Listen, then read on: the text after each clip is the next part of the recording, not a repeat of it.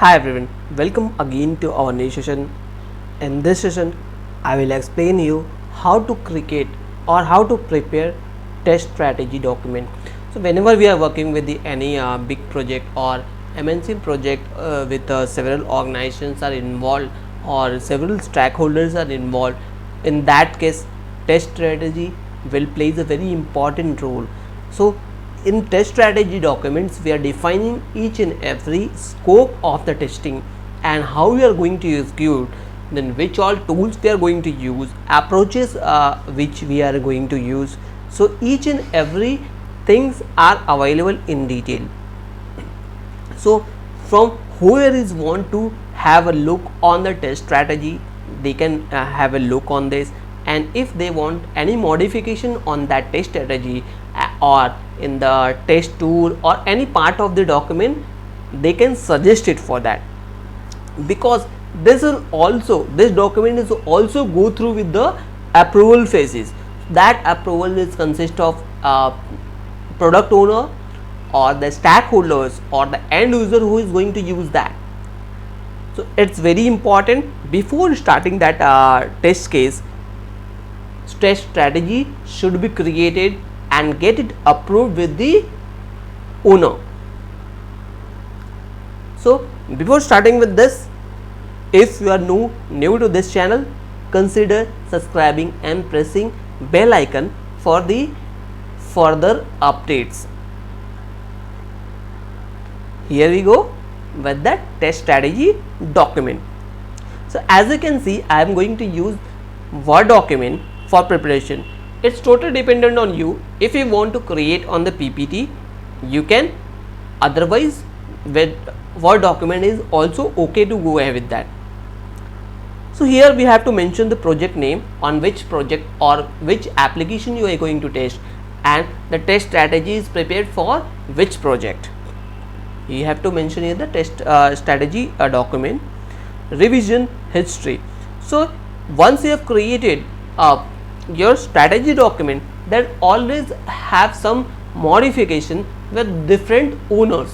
So if you want to modify that, you can maintain your revision history of your test strategy document. So you have to mention the date, version. So if you have started with the version 1, I am going to provide you the 2306/2020, and the version I am going to provide is the 0.1. Author, I am the author, so Deepak Rai, or the owner who is prepared this document. So basically you can mention here UAT or QA test strategy for any application. You can take an example of Gmail system, you can mention it as Gmail system, totally dependent on your application. So if at the point product owner wants some improvement on the tools which we are going to use, and they have suggested that improvement on 24th, and I am creating on 25th, so I will include here the date 25/06/2020, and the version I am going to provide is the 1.1. So again Deepak, and same description, Gmail, or for reference purpose you can enter here the product owner modification.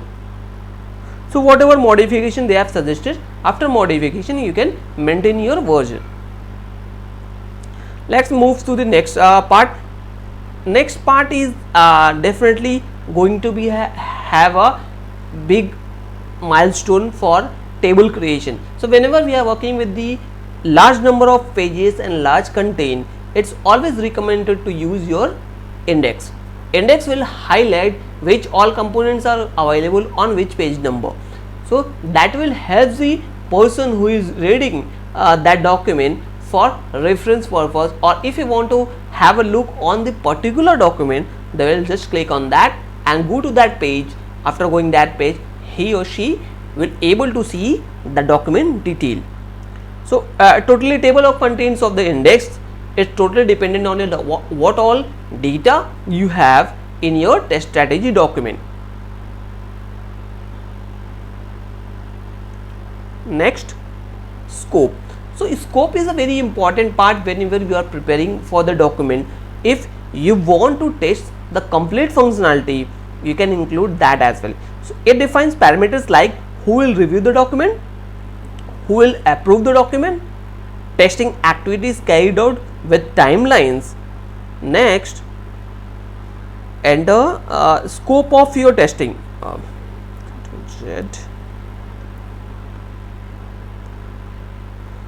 Click here, scope of it. If you are going to test only for the inbox, include here inbox testing. Inbox testing is only scope of testing. So you can mention here, because we are going to test only inbox. If you are removing only single feature from complete scenario, just like you can take an example of Gmail, and you are going to complete set of test complete set of Gmail, and you just want to exclude that junk part, junk email. You have already seen that in the left side panel you can see the junk email. If you want to exclude that is out of your scope, so you can mention it for out of scope. So scope and out of scope both should be cleared, so that product owner can provide the approval, or at the time if any issue arises on the module which you have not tested, you can clearly mention that I have already defined this in my test strategy document, this I will not going to cover. So this who will review the document is also mentioned here, who will approve the document is also required, testing activity, which all testing activities you are going to cover should be mentioned here.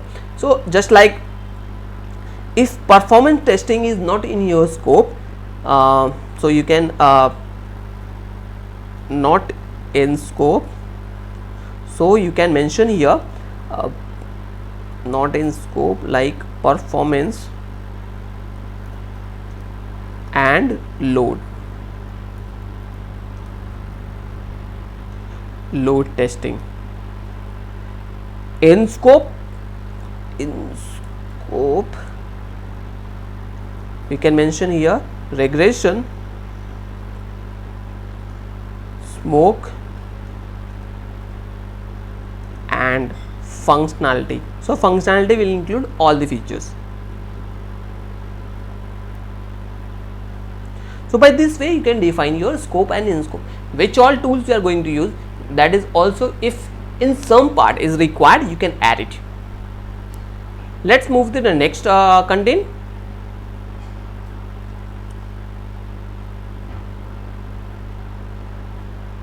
Next is test approach. Which all test approach you are going to perform. The process of testing, just like you can pick the smoke testing, second you can pick the regression, or if you find any defect you can raise it in application. So you should mention your application name or defect reporting tool name here. Testing level, which all level of testing, if you found any defect or blocker defect, you should be blocked over there, so you are not going to carry it forward. So once that defect will fetch, that will comes to your second iteration. So you should mention here the process of testing and testing levels. So if your testing phase is completing in 5 iteration, so you should clearly mention that iteration I'm going to take, or iteration is covered based on the defects. Role and responsibility of each team member. So you can create one table here, just like that. Let me create it here for you.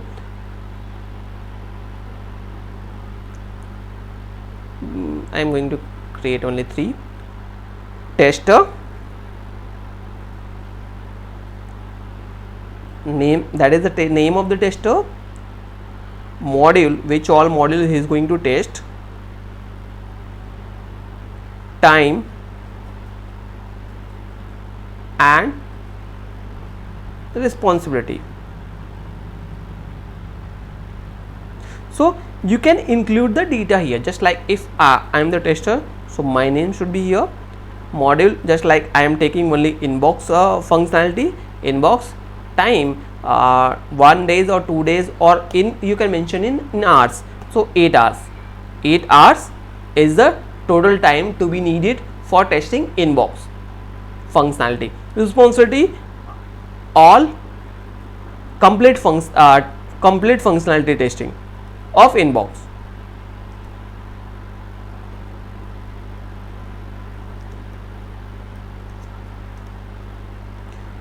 So this should be available in your, so that will indicate how much time it will take for completion of your Gmail account. So if you are having a number of testers, like 4 or 5 number of testers, you can include all of them here. Type of testing, which all type of testing are going to cover, so you should mention here. Testing approach and automation tool if applicable. If you have automated some part of your tool, or if you have automated complete set of Gmail application, so you can mention here. So that will minimize your effort and time. So by seeing the automation functionality in your application, the person who is viewing this document get a clear idea that this will not take too much time. It will around take 1 day or 2 days. That's totally dependent on the how much you have automated. Adding new defects, retesting, defect triage, regression testing and test sign-off should be clearly mentioned. If you have added any new defects, you can add it table like this. So if your defect is available on, if retesting is done, then after defect phase you should have to be test that defect first. Then once the defect is clearly indicates that the defect is fixed and that is no more reproducible, then you have to initiate regression testing. It's totally depends on the build which you are receiving. So that after retesting you must be clear that that will not impact your other functionality. Defect triage should be maintained, regression testing and the sign off. So by this way you can close the test approach. Test environment, which environment you are going to use, that UAT or QA, which all tools is required, which server details are required, and the version of the application you are going to use that. So you should mention all the environment details. If there is any backup of test data and restore strategy, you should also clearly mention. If you need any additional data from the production in your environment, you should also include here. Next is testing tool, which all testing tool you are going to use that, and that tool is available in your system or not. Not only in one system, you should keep in mind that application should be available for all the tester who is going to work for that project. So you should get a clear idea. So sometimes in many of the organization, application installation takes too much time. Just like we have to raise the incident for that. After raising the incident, that will go to the approval section. Once that approved, if application is available, then they will install immediately. If the business team have to be purchased, then that incident will go to the procurement team. Procurement team will purchase that application for you and send it to the help desk team or the IT team. Once they will get that IT team application is that, they will start preparing for the installation. So that you have to keep in mind. Figure out number of open sources as well as commercial tools required and determine how many users are supported in it. Plan accordingly, depends on the timelines. So this is all about how the testing tools which is required in the system or not. Release control. If you are getting multiple release for each and every functionality, you should maintain your release control document.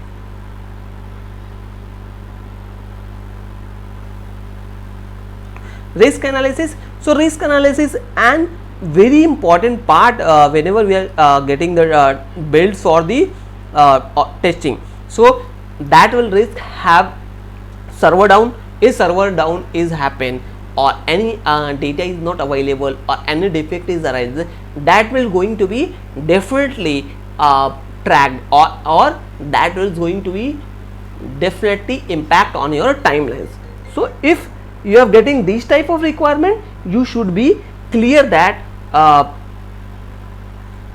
to be included in your document. Give a clear plan to mitigate the risk, also a contingencies plan. Next is approval cycle. So once you have created all the documents, that should be shared with the different stakeholders. Once they will approve, you should get an idea about, or you should get approval from the different stakeholder, then you can initiate your testing. Total dependence on when you have received the bill. So by this way your test strategy document will be closed, and you should have to be clear idea about the creating test strategy. Hope you understand it. If you have any queries or comment, please comment in the comment section so that I will check and review the resolution. And don't forget to like and subscribe the channel for the latest update. Thank you.